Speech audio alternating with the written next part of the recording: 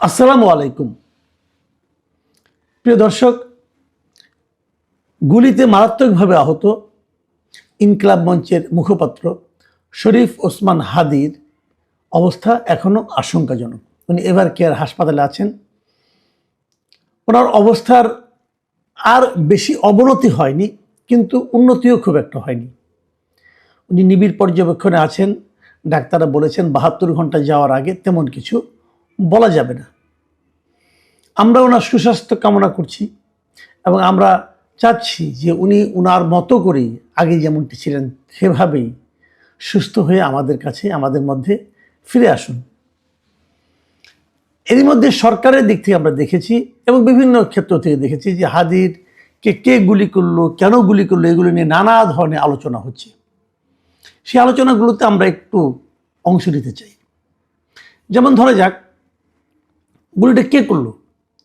এখন পর্যন্ত যতটুকু দেখা গেছে সিসিটিভিতে, যে একটা ওসমান হাদি যাচ্ছিলেন একটা ব্যাটারি চালিত রিক্সা দিয়ে, তার পাশে দিয়ে ডান দিক দিয়ে যে একটা মোটর বাইকে দুজন ছিল, পেছনের জন গুলি করেছে এবং গুলিটা অব্যর্থ ছিল, নিশানা অব্যর্থ ছিল। এটা দেখে অনেকে ভাবছেন উনি কি কোনো প্রশিক্ষিত ব্যক্তি, একটা চিন্তা আছে। আবার ওই ছবিতে যেগুলো দেখা যাচ্ছে বেশ কিছু বিভিন্ন অ্যাঙ্গেলের ছবি পাওয়া গেছে। যে ছবিগুলো দেখে তার হাতে কি একটা ঘড়ি ছিল, ঘড়িটা দেখে পুলিশ এবং অন্যান্যরা বলছেন যে এই লোকটার নাম হলো ফয়সাল করিম দাউদ খান।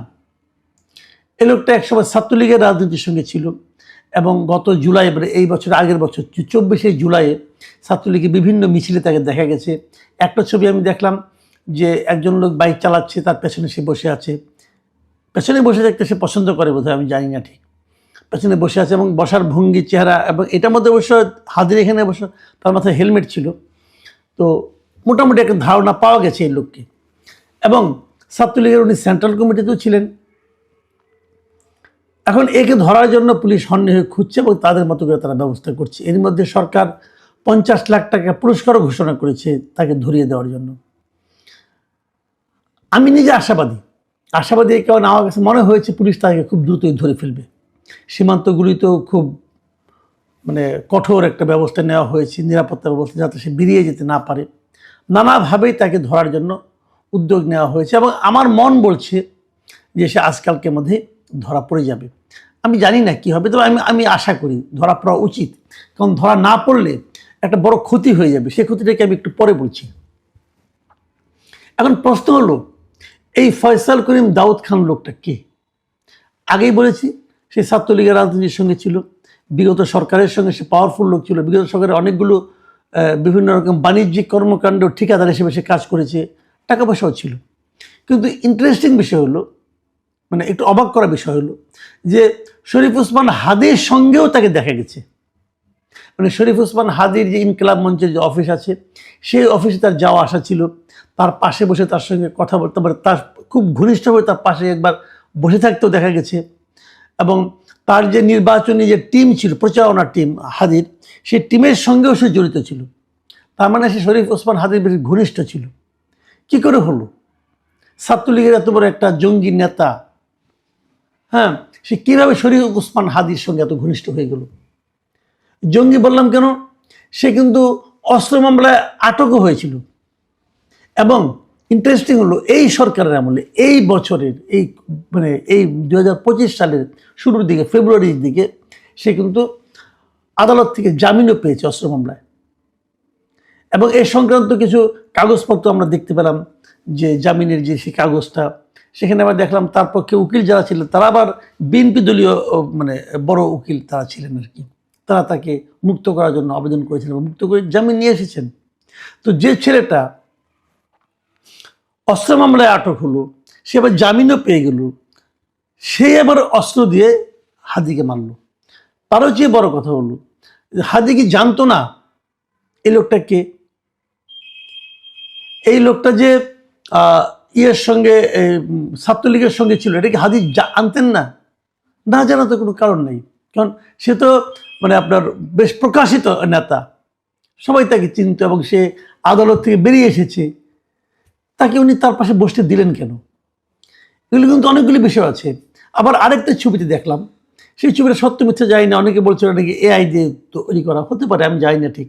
সেই ছবিতে দেখলাম সাদিক কায়েমের সঙ্গে বসে সে বেশ হাসি ঠাট্টার মতো করছে, খুব দুজনেই বেশ উচ্ছল অবস্থায় বসে আছে। এ ধরনের একটা ছবিও দেখলাম। তবে এটা নিয়ে আমার একটু সন্দেহ আছে, এটা হয়তো এআই দিয়ে তৈরি করা হতে পারে, আমি বলতে পারবো না, কারণ আজকে সোশ্যাল মিডিয়াতে খুব দ্রুত অনেক কিছু চলে আসে, আমি ঠিক ক্লিয়ার না। তো যাই হোক, এখন প্রশ্নটা হলো, আমরা যেটা দেখলাম যে ছাত্রলীগের অনেকে কিন্তু এখন যা নাকি এরকম বড় বড় অবস্থায় ছিল, তারা কিন্তু এদের সঙ্গে কীভাবে যেন মিলে যাচ্ছে, কীভাবে যেন জড়িয়ে যাচ্ছে। এই যে জড়িয়ে যাওয়ার বিষয়গুলো, এগুলো কেন, এটা কেমন রাজনীতি, এবং এই রাজনীতিটাকে আমি ভালো রাজনীতি মনে করি না, এবং এই রাজনীতির এই যে আপনার একটা মন্দ রাজনীতি, তারই ফল কিন্তু হাদিকে ভোগ করতে হলো, একটা জীবন মৃত্যু সন্ধিক্ষণে তাকে চলে যেতে হলো। তো এটা নিয়েও চিন্তা করা কিন্তু বিষয় আছে। এখন এই যে ছেলেটা এতটাই মানে আপনার পরিচিত ছিল, তার সঙ্গে সে সাবেক প্রেসিডেন্ট হামিদ সাহেবের সঙ্গে তার ছবি আছে, আসাদুজ্জামান খান কামালের সঙ্গে তার ছবি আছে, তো তার সেদিকে সর্বব্যাপী আওয়ামী লীগের বড় নেতাদের সঙ্গে ছবি আছে, আবার হাদির সঙ্গে ছবি আছে, সাদিক কায়েমের সঙ্গে ছবি আছে। তো এই ধরনের লোকটা সব জায়গায় কি সবসময় থাকতো, আগেই থাকতো, এই জিনিসগুলো কিন্তু মানে আলোচনায় আসবে। এখন আমি যে প্রশ্নটা আসলে করতে চাই, যেটা খুব জরুরি প্রশ্ন, সেটা হলো হাদিকে গুলি খেতে হলো কেন, হাদিকে হত্যা প্রচেষ্টা করা হলো কেন, হাদিকে হত্যা প্রচেষ্টাটা কারা করলো? দেখুন, হাদির সম্বন্ধে কালকে আমি বলেছিলাম, হাদি যা কিছু বলে খুব উচ্চকিত স্বরেই বলে, বেশ আপনার অ্যাগ্রেসিভ ভঙ্গিতে বলে। এই ভঙ্গিটা অনেকের পছন্দ না, তার কিছু কিছু কথা খুবই মানে গায়ে লাগার মতো, অনেক সময় আপত্তিকর আমার কাছে মনে হয়েছে, সেটা একটা কথা। কিন্তু সেগুলো তো সে নতুন বলে না, সে তো অনেক আগের থেকেই বলে। তাহলে যদি আপনি তাকে মারতে চাইতেন, তো তখনই মারতে চাইতেন, তো তখন না মারতে চেয়ে যেদিন তফসিল ঘোষণা করা হলো তার পরের দিনটাকে আপনি বেছে নিলেন কেন? এটা কিন্তু একটা আমি মনে করি খুবই গুরুত্বপূর্ণ প্রশ্ন। তাহলে কি তফসিল ঘোষণার সঙ্গে হাদিকে অ্যাটাক করার কোনো একটা সম্পর্ক আছে? দেখুন, আরেকটা কথা বলি, আমি একটা ভিডিও দেখেছি, নিশ্চয়ই আপনারাও দেখেছেন, সোশ্যাল মিডিয়াতে এগুলো দেখাই যায়, যে হাদি যখন প্রথম গুলিটা খেলেন আর কি, গুলি খাওয়ার পর তাকে যখন নিয়ে যাওয়া হচ্ছিল রিক্সায় করে দ্রুত বেগে, তখন কেউ একজন এটাকে আবার লাইভ করছিল ফেসবুকে। দেখুন, ওই সময়ে তার সঙ্গে যারা ছিল তারা তো কেউ প্রফেশনাল লোক না, এত রক্ত পড়ছে, মাথা একদিক দিয়ে হাত দিয়ে দেখলাম মাথাটাকে ঢেকে রেখেছে, যেখানে গুলিটা লেগেছে ঢেকে রেখেছে। এই অবস্থায় কেউ কি লাইভ করার কথা ভাবতে পারে?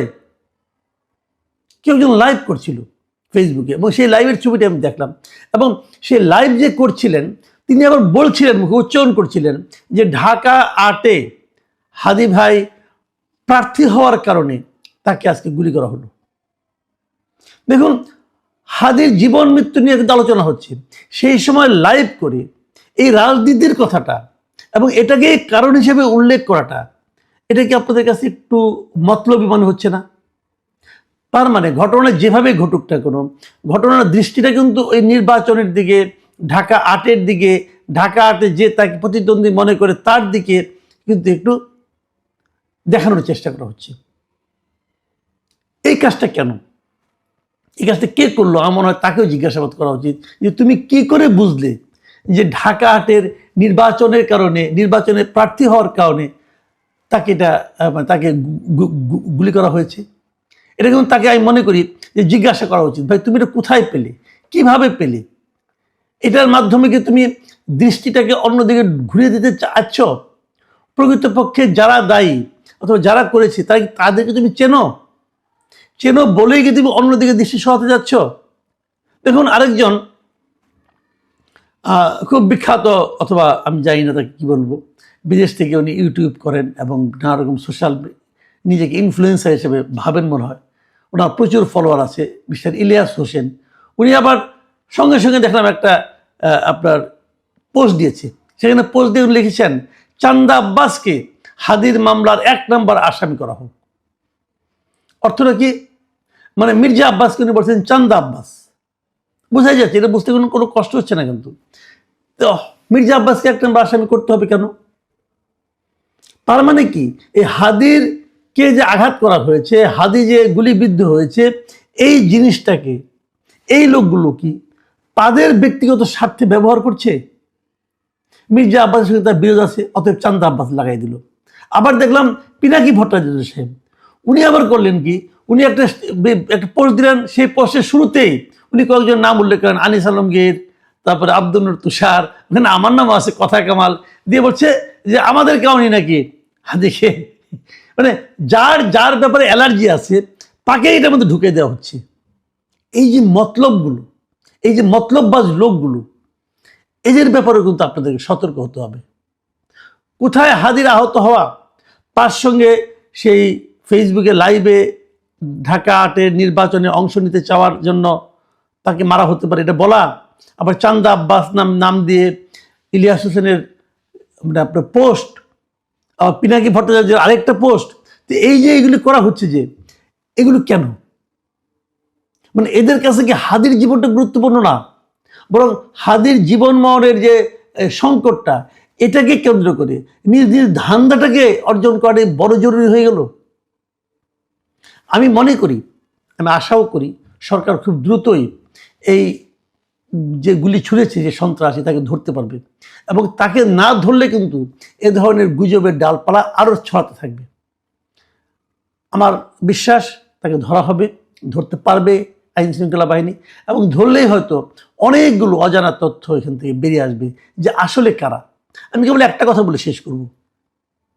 অপরাধ বিজ্ঞানে না একটা কথা আছে, যখন কোনো অপরাধ ঘটে কোনো জায়গায়, সেটা হত্যা হোক অথবা অন্য কিছু হোক, বড় কোনো অপরাধ ঘটে, অপরাধ বিজ্ঞানীরা প্রথমে তাকান যে এই ঘটনায় বেনিফিশিয়ারিকে, যে বেনিফিশিয়ারি তার দিকে সন্দেহ দৃষ্টিটা প্রথমে যায়। হাদি মারা গেলে অথবা হাদি এরকমভাবে মারাত্মকভাবে আহত হলে কার লাভ? নজরটা কে কোন দিকে ঘোরাতে চাচ্ছে, এগুলো মাথায় নিয়ে তদন্ত চলবে আমি জানি। আপনারাও এভাবে মাথায় রেখেই আপনাদের চিন্তাগুলোকে পরিচালিত করুন। প্রিয় দর্শক, এখন এ পর্যন্তই। আল্লাহ হাফেজ।